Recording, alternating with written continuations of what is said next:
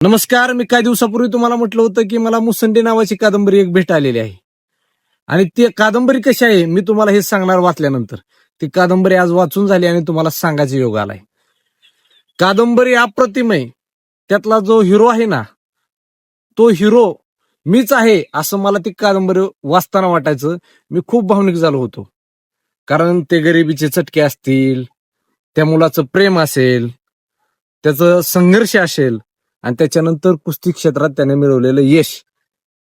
खूप अशी चारी बाजूने असं चौरंगीची राही कादंबरी, विषयच नाही. यातून तुम्हाला हसायला बी भेटतंय, रडायला बी भेटतंय, मोटिवेशन बी भेटतंय. मोटिवेशनचा तर विषयच घेऊ नका, बाप मोटिवेशन भेटतंय एकदम ऍडव्हान्स लेवलचं.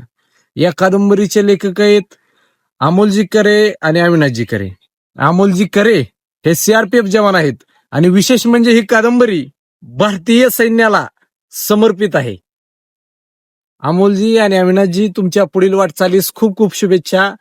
तुम्हाला एक सांगू इच्छितो मी, ही जरी तुमची 8 वर्षाची मेहनत असली तरी पुढील काही थोड्याच काळात तुम्ही या लेखणीच्या दुनियेत खूप मोठ्या लेवलला असणार, कारण तुमची लेखणीला खूप मोठी धार आहे.